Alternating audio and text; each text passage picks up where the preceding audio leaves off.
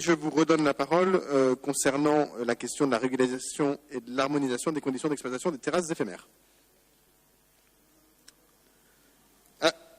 Alors, Madame Henry, allez-y. Merci, Monsieur le maire. Chers collègues, je souhaiterais vous parler ce soir effectivement des terrasses éphémères qui sont un dispositif qui permet de répondre à la crise sanitaire que nous traversons tout en permettant aux commerçants de maintenir une activité économique. Et en ce sens, c'est une très bonne chose puisque cela diminue les risques de contamination. Malgré tout, ces terrasses temporaires vont maintenant durer jusqu'en juin 2021. Et donc s'immiscer dans le paysage et dans la ville et dans nos rues de plus en plus. Aujourd'hui, les acteurs s'engagent sur une charte à suivre un certain nombre de prérequis pour le maintien d'une tranquillité publique dans nos rues, notamment en termes d'accessibilité des piétons et des personnes à mobilité réduite, en matière de sécurité et de propreté. Et elle s'engage notamment à ce que ces terrasses ferment à 22 heures maximum pour limiter les nuisances sonores la nuit tombée, notamment en semaine. Aujourd'hui, il s'avère qu'un certain nombre de commerçants ne respectent pas ces règles, même si la grande majorité s'y plie volontiers et joue le jeu, ce qui est une très bonne chose. Malheureusement, ce sont ceux qui ne respectent pas les règles qui focalisent l'attention et qui créent des tensions dans l'espace public et dans l'arrondissement dans différents quartiers, que ce soit à la Goutte d'Or, à Châteaurouge, mais aussi à La Marque et à Montmartre. Il y a donc un enjeu de tranquillité publique, mais aussi de création d'un aménagement plutôt harmonieux de l'espace public derrière ces terrasses, puisqu'elles sont maintenant présentes pour presque un an dans notre vie et dans notre quotidien. Nous demandons donc qu'un groupe de travail soit lancé de manière à ce que les élus puissent travailler avec les commerçants et les restaurateurs sur le cadre à définir autant en matière de effectivement nuisances sonores et respect de cette charte qu'en matière d'aménagement de ces terrasses dans l'espace public, de manière à permettre un apaisement autour de ces nouveaux usages et que commerçants, riverains et toute personne ayant à cœur de bien vivre dans le 18e puisse profiter au mieux de cette nouvelle disposition qui se met en place. Merci. Merci beaucoup. Donc votre vœu concerne deux sujets. Il y a une question d'aménagement et une question de régulation. Je vais donc laisser la parole d'abord à Antoine Dupont, puis à Jean-Philippe Davio et ensuite à Monsieur Granier. Antoine Dupont. Merci Monsieur le maire. Je vais revenir très brièvement sur ce qui vient d'être évoqué, sur l'harmonisation du mobilier urbain. Vous l'avez rappelé, et c'est une évidence, les terrasses éphémères ont été mises en place pour permettre aux bars et restaurants de maintenir une activité certes réduite, mais en tout cas de les maintenir à flot et de leur permettre de continuer leur activité. En ce sens, demander une harmonisation du mobilier urbain et donc générer des coûts supplémentaires ne me semble et ne nous semble pas la bonne approche, d'autant que vous l'avez rappelé, les terrasses sont éphémères jusqu'au 30 juin sur déclaration et que dans un second temps, après le 30 juin, elles seront soumises à approbation de la mairie et dans ce cas, nous serons en capacité de mettre en place des règles plus contraignantes. Allant dans ce sens, je souhaiterais rappeler et souligner qu'il y a quand même une nette amélioration du mobilier urbain qui est mis en place par ces commerçants et avec le temps, ceci va encore s'améliorer.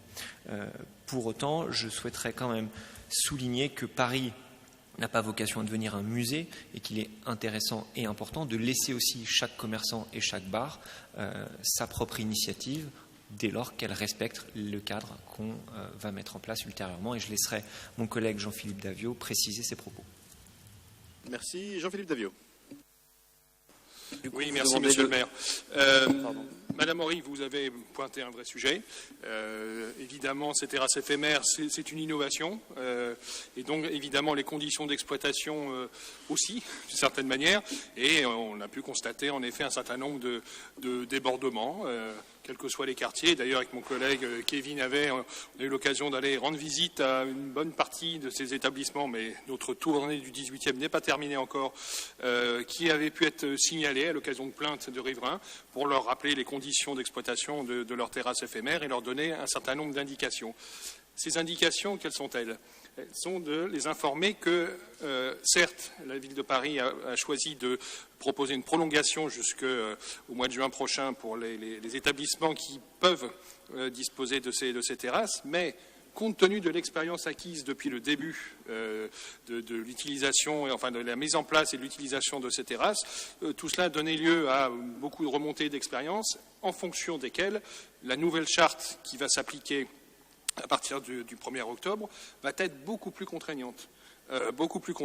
Et pour aller de pair avec la contrainte supplémentaire, cela va s'accompagner aussi de montants d'amende beaucoup plus dissuasifs, puisqu'on pourra atteindre 500 € moyennant une procédure contradictoire. Mais enfin, voilà, on est là avec un outil nouveau, voire même sur certaines zones, la possibilité pour la police d'imposer des horaires restreints d'ouverture en cas de débordements multiples et avérés. Donc voilà, on a là d'une certaine manière déjà répondu à votre vœu, puisque sans attendre une concertation, tout l'enseignement qui devait être tiré de ces quelques mois-là d'utilisation des terrasses, tous les enseignements ont été tirés, donc ça nous permet dès à présent de passer à la deuxième phase. Et pour terminer, j'ajouterai qu'à l'issue d'ailleurs de cette phase jusqu'au mois de juin, il y aura là une remise à plat du règlement des étalages et des terrasses qui va se faire, là, effectivement, mais les deux, du coup, vont de pair, en concertation avec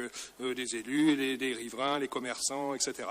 Donc je crois que votre vœu est d'ores et déjà satisfait et je vous invite à le retirer.